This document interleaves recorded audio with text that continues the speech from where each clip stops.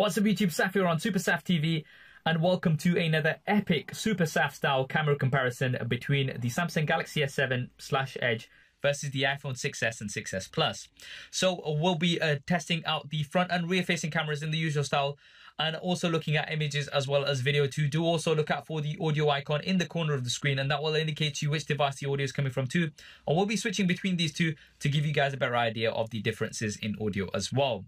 So we're currently in my car, so sort of outdoors, and we're using the front-facing cameras on both devices. Now, one thing to bear in mind straight away is that the iPhone 6s can only film at 720p from the front-facing camera, whereas the S7, like the S6, can film at up to 1440p Quad HD. So that does mean that if we go 100%, you're going to be getting a lot more detail and resolution on the S7 compared to the iPhone 6s. Now, we're going to be heading outdoors and doing some rear-facing camera tests, and then we'll do some indoor low-light tests and things. And we'll also be switching between the 6s and the 6s Plus, because the 6s Plus does have optical image stabilization. So we'll see if that makes much of a difference. And the S7 and S7 Edge have the exactly same cameras, so that's another thing to bear in mind. So we will be using the S7 Edge for this particular video. Anyway, do hit that thumbs up button and let's get straight to it. So now we're outdoors with the rear-facing cameras, and we are filming at 4K. And although this video is exported out at 1080p, it does mean we can crop in and get lots more detail. Okay, so now we're going to be testing out the image stabilization on both.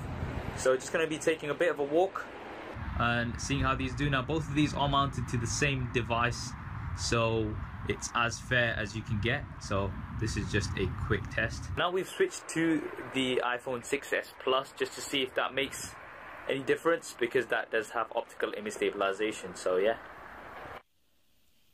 Now just testing out the autofocus in relatively low light on the S7, and that is just crazy fast. You've got dual pixel autofocus, and I mean, it's pretty much seamless. Look at that. Now just on the iPhone 6s, and I mean, I can just straight away see that, yep, it's taking a lot longer to focus in compared to the S7.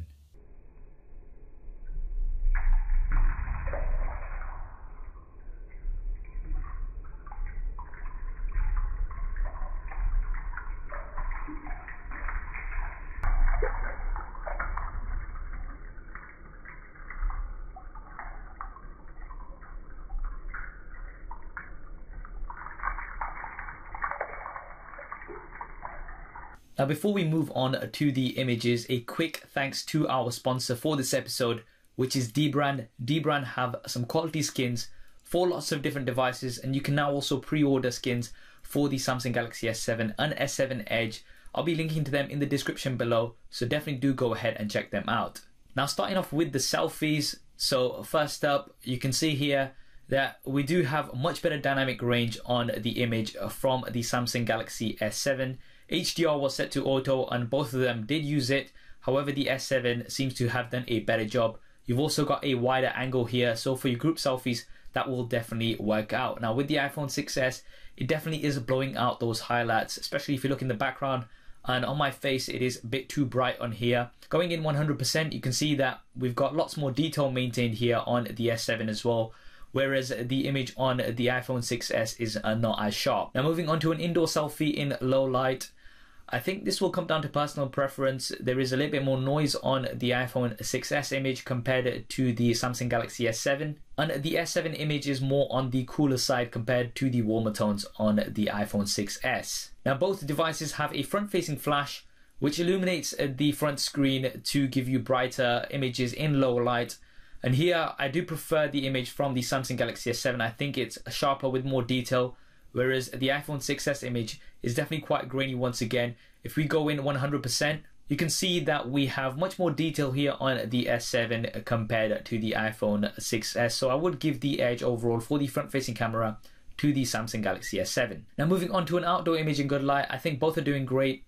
You've got lots of detail. Some slight differences in colors. Once again, a bit more on the warmer side on the iPhone 6s, a bit on the cooler side on the Samsung Galaxy S7. Let's go in 100%. You can see that we've got lots of detail on here. I think maybe just a tad sharper on the Samsung Galaxy S7. but both doing a great job overall. Now, an outdoor wide image, here you can see that the S7 does have a slightly wider angle lens. In terms of the images, I think both are doing a good job. Looks like the Samsung Galaxy S7 has favored the foreground, whereas the iPhone 6s has favored the background a little bit. So if you look towards the greens in the grass, they are a little bit brighter on the Samsung Galaxy S7, whereas if you look at the clouds on the iPhone 6s image, they are a little bit more detailed. So again, I think this is going to come down to personal preference. I think both are doing a good job overall. Now let's move on to low light situations. So this is under room lighting. I think both are doing pretty decent. The S7 is slightly brighter. Now let's dip the light down even further to see how much of a difference it makes. And here you can see that the f1.7 aperture as well as the optical image stabilization is really helping the Samsung Galaxy S7, whereas the iPhone 6s is really struggling with lots and lots of noise. So the edge definitely has to go here to the Samsung Galaxy S7. Now let's try the iPhone 6s Plus, because that does have optical image stabilization. And although the image is a little bit better with more details compared to the iPhone 6s, the win definitely has to go to the Samsung Galaxy S7 here. Now I thought I'd take this test even further, so went outdoors at night. And here once again you can see that the Samsung Galaxy S7 is really shining here with a very nice image compared to the muggy image of the iPhone 6s.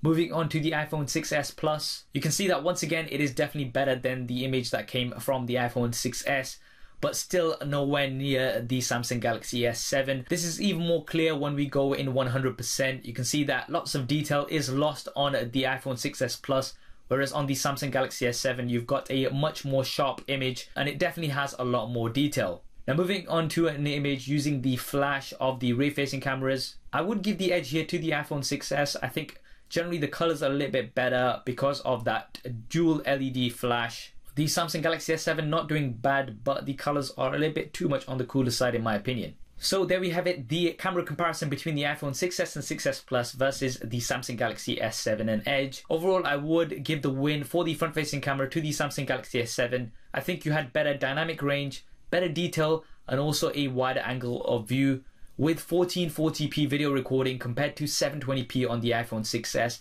They really do need to update that. For video quality from the ray-facing cameras, I think quality-wise in good light both were pretty good. However, the S7 does get the win for autofocus. That dual pixel autofocus is super fast. Outdoor images in good light were nice overall on both, and I would call it a draw.